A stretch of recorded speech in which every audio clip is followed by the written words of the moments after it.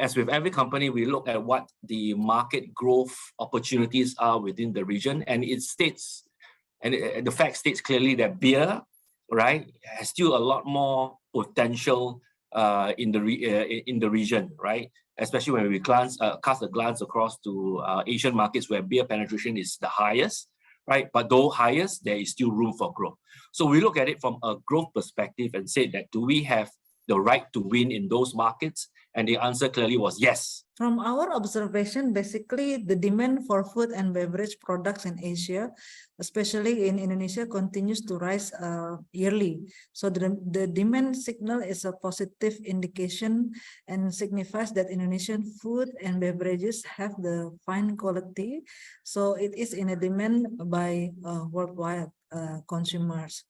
Apart from increasing sales, we want to fulfill our vision of becoming a customer experience oriented world-class player in the food industry. So we believe that by expanding our products into new markets, we can identify the potential challenges and opportunities for the organization and ultimately in achieving our goals. So you had the tomato sauce and the chili sauce, which started out at KFC restaurants.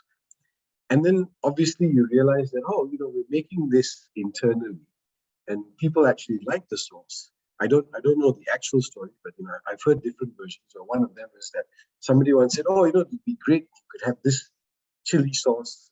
I could buy the chili sauce, right? And so they did the feasibility studies and they said, okay, we're already producing. Let's see how we can go. And that's the start of the Life brand.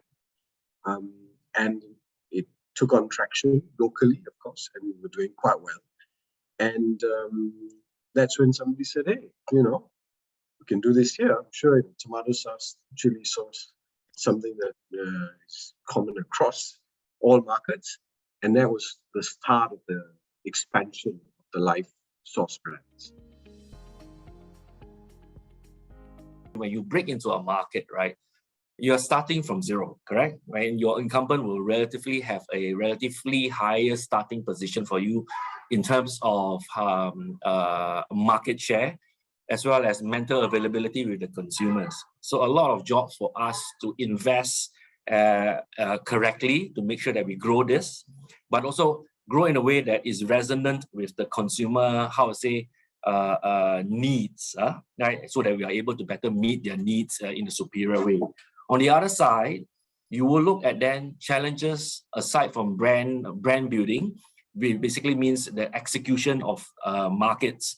How do we execute, the beer growth in the market, where a big part of it depends on how do we deliver, and have the right, what we call it, the route to consumer, right? The right relationships working with distributors, right? As well as the right penetration strategy to the outlets in those countries, where a lot of times is very fundamentally very, very different from a market like Singapore and Malaysia. The main challenge, of course, is the different taste and also the different consumption patterns of people in different countries. In addition, the regulations for each country are also different, so we have to adapt quickly.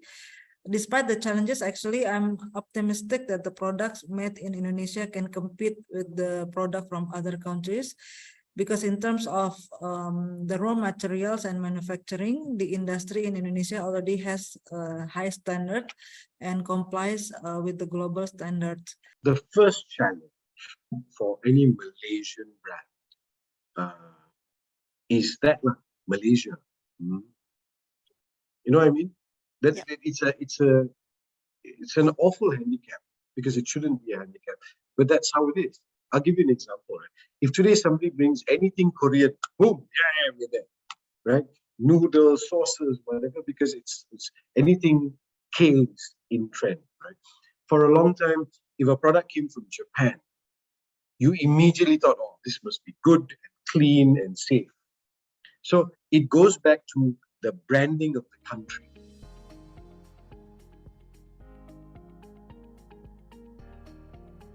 So in order to cater to a new audience and consumer base, we had to make some significant adjustments to our communication and marketing strategies. Of course, the first and foremost, we had to do a lot of research to better understand the needs and preferences of this new group of consumers, because each countries have its differences, right? So we also have to ensure that our messaging and branding were relevant and appealing to these audiences, which making adjustment to our visual and verbal identity. So additionally, we had to identify the channels and platforms that this audience was most likely to engage and tailor our outreach efforts accordingly. So in overall, it was a challenging but also rewarding process that allowed us to expand our reach and better connect with a wider range of consumers in each countries. It is a combination of, first you have to understand what's acceptable in the market. You know what the thresholds are. It's like a padang. You have to first assess, okay, what is this field? Where are the markers? What are the lines? But then comes, and you have to follow those lines. But how we have to pivot then is, how do I then within those lines not look like everybody else? You gain organically because people first buy your tomato sauce. They get comfortable with it. Then they buy your chili sauce. So when the next time they come and say, oh, okay, life's got oyster sauce. Okay, let's try it. You know? And I think it's that relationship and building the trust with the consumer. First and foremost, we anchor ourselves on the global brand proposition, right? So we call that, in essence, freedom within a framework. We anchor ourselves on the global brand proposition, and for Tiger, the brand proposition is basically uncaging your tiger, right, in a sense. Right? But to make sure that this resonates, this insight resonates with the local consumer, we do two levels of, insights work. At the top level, we look at the fundamental understanding of beer within the category in that specific market, right? Alongside the fundamental understanding of the consumer segments within that market. And this does, this basically takes us on a partnership with global research agencies as well as local research agencies. And we spend a lot of time on the ground, right? Talking with our customers, right? And talking with our consumers. On the customer front, right, I personally have spent a lot of time, essentially just sitting and talking with our distributors, right? Sitting and talking with our outlet owners to really understand the nuance of the market. We also do what we call a day in the life of the consumer, where we actually go into the consumer's home and really understand what makes them tick, right? Alongside consumer immersion sessions at the same time. The combination of this allows us to be a lot more granular in terms of translating that global proposition into an insight that is relevant to them and resonates with their values. And hence, it also then very, very much informs what our communication strategy from a visual perspective to also how and what media, channels we use and employ, right? So that's how we get closer to our consumers and put them at the heart of everything. I won't identify a particular market that's tougher than the other. I mean, the good news is now, like food quality-wise, global standards are there. So I think one of our other big challenges is how we can convince the local retailers to take our products and how we can place them. And, that's a tough fight. So that comes back to quality of the product or the differentiation of the product. Because we are not that 800-pound gorilla like the big boys, right? We are very, very niche player. So we have to stay consistent. Quality has to be there. And I guess we need to be a little bit more agile, which allows us to maybe try a few things now and again. Basically, when we think about the international market, our principle is think globally, act locally. So that's our principles when we expand our business in the international market. So until April of this year, Unifam has exported to more than 20 countries. such as the US, China, Philippines, Vietnam, Saudi Arabia, Papua New Guinea, African countries, South Korea, Cambodia, Malaysia, and of course we want to focus on increasing our market share in the countries that we have exported. So because the products are also well received by the world community, Unifam products such as the Milkita brand, Super Super, Sukoka, Kata Oma, and Pino were successfully received by the market, especially with the exhibitions abroad that we that supported by the Indonesian government.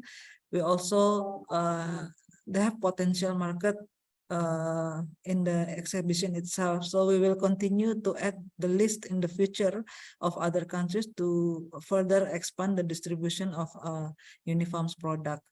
Vietnam very close to my heart and is a very important market for us. I will venture that, if you go to Vietnam today, right, you will see tiger everywhere. Right, and that's the testament to the work that the global team, but as well as the local Vietnamese team, have been able to, unpack the opportunity while still staying true and dear to the global brand proposition that we have for Tiger. Other markets for us would be Myanmar, Cambodia, where Tiger is really accelerating in growth. Right, fundamentally because of the fact that the brand value really closely resonates with what the consumer wants and demands of. Right, they want a superior product, check. They want a superior brand proposition, check. And they want a brand that actually resonates with that, and that's what we've been able to uncap or uncover for us. Challenging markets, I would say the reality is every market is challenging, especially as you go in and you set a footprint on that. Right, and then you deal with also what the local market is and the local competition, and in terms of how they would react and step up in a sense.